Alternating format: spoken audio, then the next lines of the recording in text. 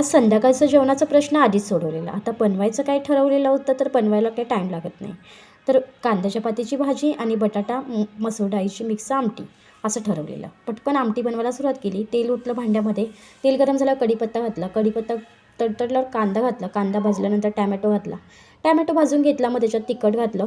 त्यानंतर मग मसूर डाळ आणि बटाटा स्वच्छ धुवून घेतला, ते घालून घेतलं. गरम पाणी त्याच्यात घालून घेतलं, आमटी जेवढी बनवायची आहे तेवढ्याप्रमाणे, आणि त्याच्यात घालून घेतली कोथिंबीर वरून. आणि ते साईडला बारीक गॅसवर शिजत ठेवलं. वरून थोडंसं पाणी ठेवलं आमटीतलं आटलं तर वरून घालण्यासाठी, ते पाणी पण गरम होईल म्हणून.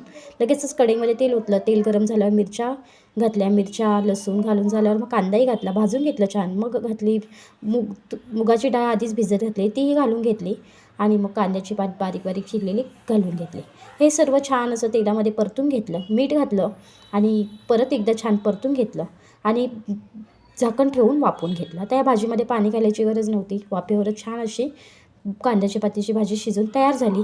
इकडे आमटी छान अशी मस्त शिजलेली होती. भाजी आमटी तयार झाली. लगेचच भाकरी करून घेतल्या आणि मस्त